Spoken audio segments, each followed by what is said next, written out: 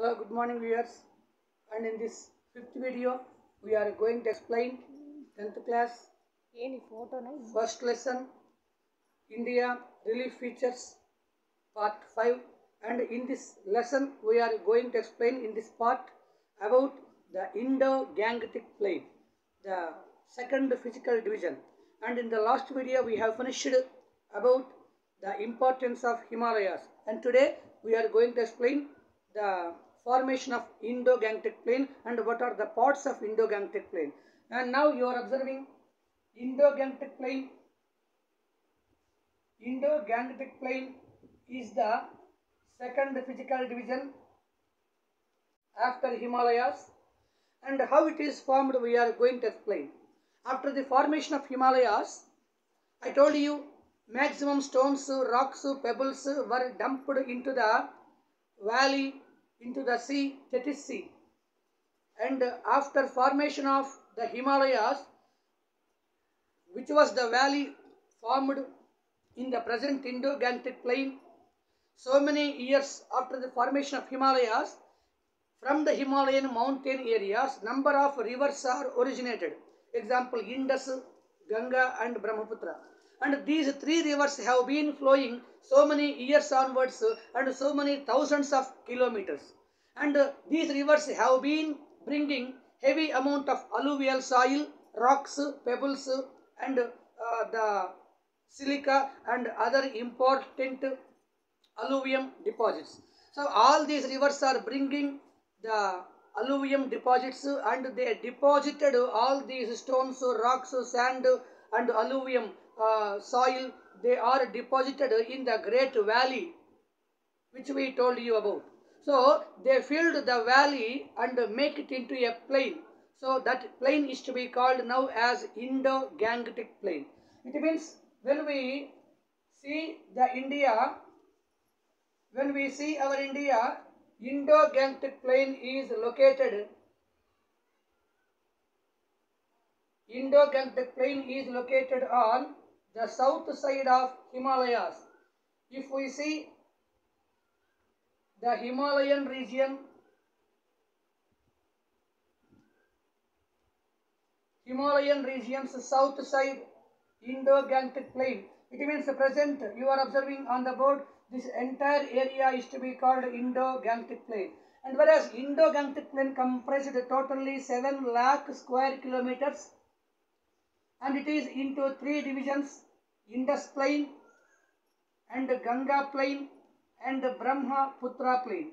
And totally it has 7 lakh square kilometers, and whereas Indus by 1.75 lakh square kilometer, whereas Ganga by 3.5, whereas Brahmaputra by 1.75 million square kilometers. So totally Indo-Gangetic Plain occupies covers an area of about 7 lakh square kilometers. We are observing it is divided into three parts: Indus Plain in the northwest part of India, and it is partially located in India, and a sustainable part of Indus Plain is in Pakistan, and maximum Ganga Plain is lie in our India north side, and Brahmaputra Plain consisted both in our Indian northeastern states and in our neighboring country Bangladesh. So Indo-Gangetic Plain comprised the three rivers we are observing on the board. The three rivers on the northwest part, Indus you are seeing, and the central Ganga river, and which is to be comprised number of sub-rivers, and one more river on the east side, Brahmaputra, which is joining with Ganga in Bangladesh, where it is called Padma. So Brahmaputra river in the east, and in the central Ganga, and in the northwest Indus or Sindhu. These three rivers are collectively formed Indo-Gangetic Plain.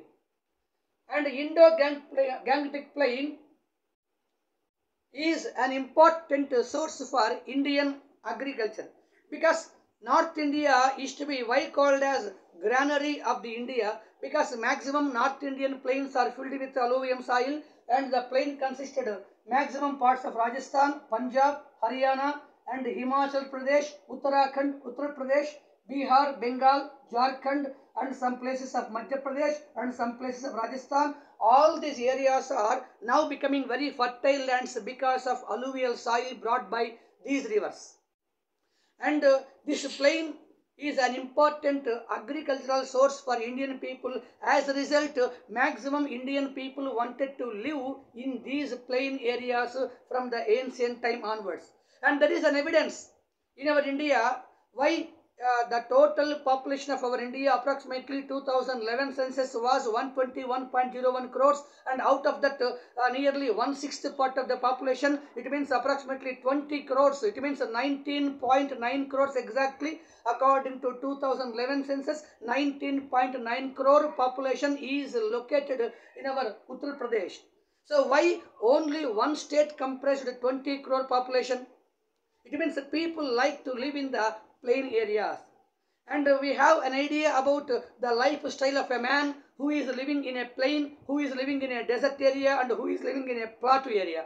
So maximum people give first preference to live in plain area because plains are suitable for transportation, suitable for living, suitable for house construction, suitable for the building of roads and railways, and suitable for cultivation of crops, and suitable for giving a raw material for the industries. In all these ways, plains have number of positive sources for the people. That's why from the ancient time, all the riverine regions, all the plain regions in our world are becoming very famous. Example, the Nile River region in Egypt, and the Tiber River in Rome, and the same way the Rhine River in the Europe, and the Nile River in Africa, and whereas Saint Lawrence River in North America, and whereas Amazon River in the Brazil. In all these example, Murray, Darling in Australia, all these riverine regions are becoming very famous in the world because the rivers have alluvium soil, and they have deltaic plains, and deltas we know are very fertile soil comprised, and they are suitable for cultivation of all type of crops. So this is the reason behind why the Indo-Gangetic plain becoming very famous in our India for agricultural as well as industrial production. And after the Indo-Gangetic plain, we are observing there are 4 important surface differences observed in the south of Indo-Gangetic plain. We have to see what are the 4. Number 1, Babar. Number 1, Babar. And number 2, Terai. And number 3, Bhangar. Number 3, Bhangar. And number 4, Khadar. So, respectively, Babar, Terai, Bhangar, Khadar are the 4 surface differences which we observe in the south of Indo-Gangetic plain. And these 4 areas are naturally formed by the downcoming of rivers. Now we have to see what is the Babar. So, an area to the south of Indo-Gangetic plain with a width of 8 to 16 kilometers and which has pores in nature filled with pebble-studded zones porous region.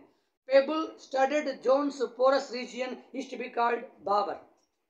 So it comprises a width of 8 to 16 kilometers and it is porous in nature. So this pebble area is to be called Babar. And to the south of Babar, there is an important salty marshy tract located to the south of Babar is to be called Terai. And actually in our India, 2 salty marshy tracts are there. One is in Gujarat, we called it as Ran of Kutch, and we explained to you in the first video. So Gujarat, the saline water, it means Arabian Sea water came into the Gujarat, and so that there is a salty marshy tract formed in Gujarat called as Ran of Kutch. Same way, one more salty marshy tract is located to the south of Babar, which we called as Terai. So Terai is a salty marshy tract and it has a nature of swamp and boggy.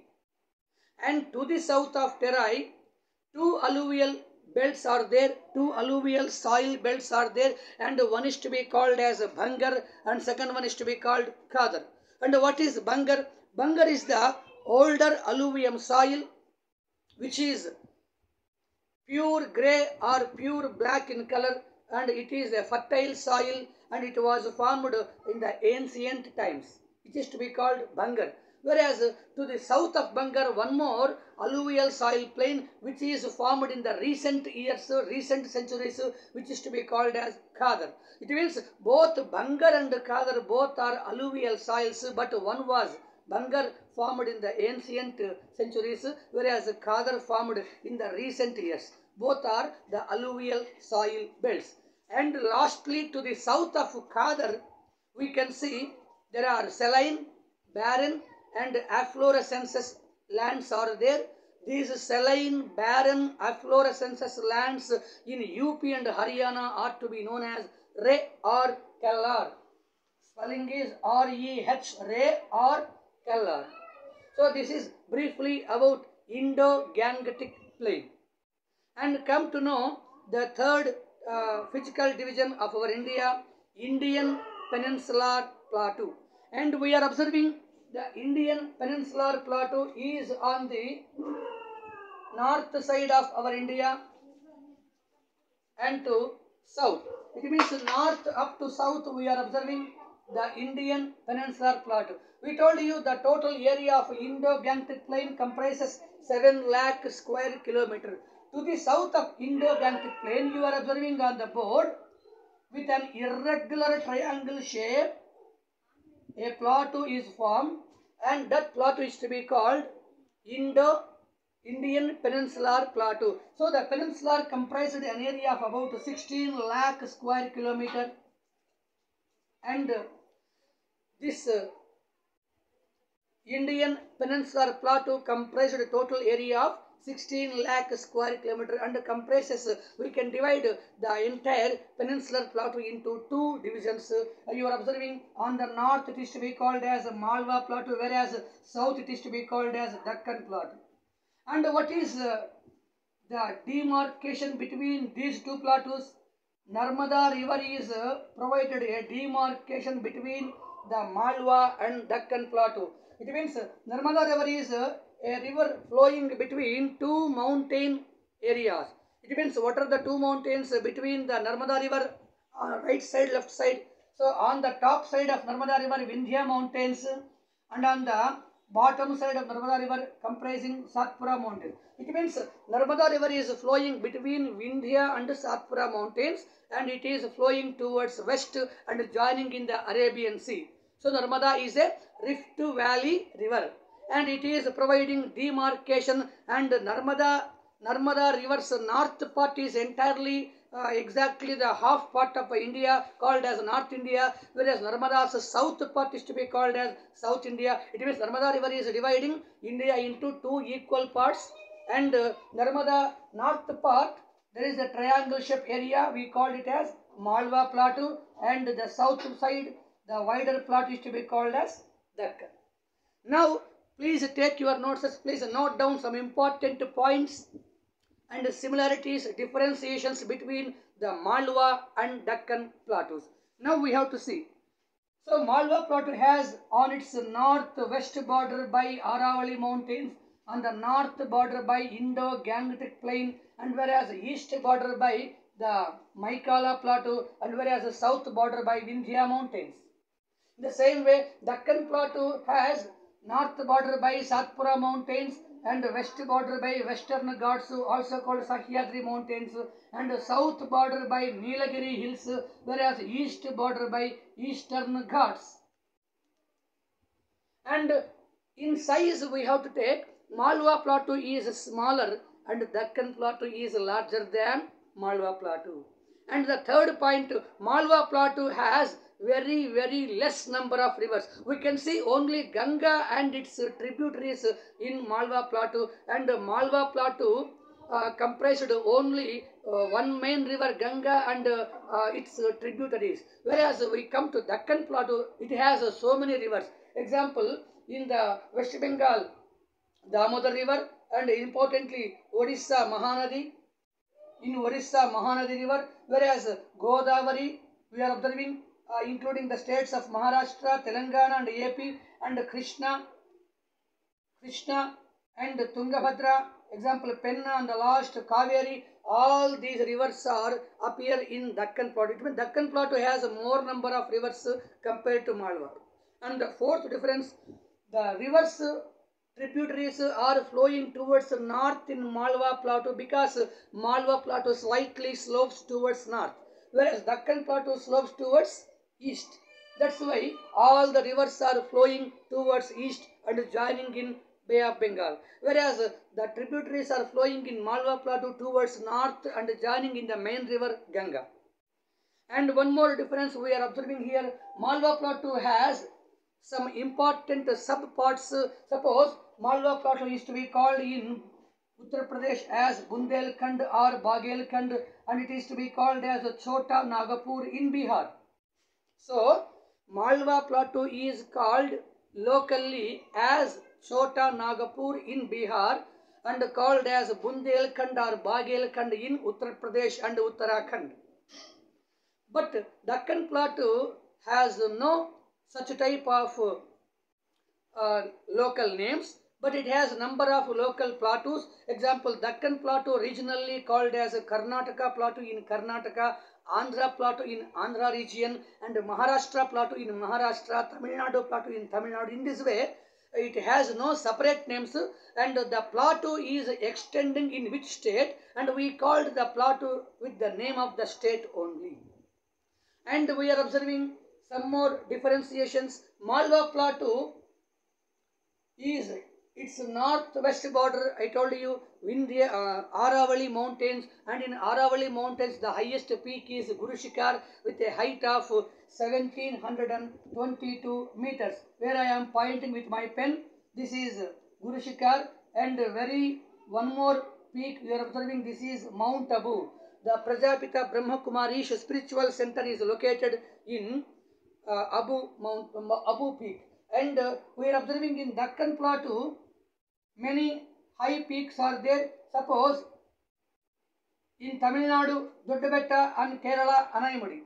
In Kerala, Anaimudi is the highest peak in South India, 2,965 2,695 meters by Anaimudi, whereas Doddabetta is located, it is the highest peak in the Nilgiri Hills.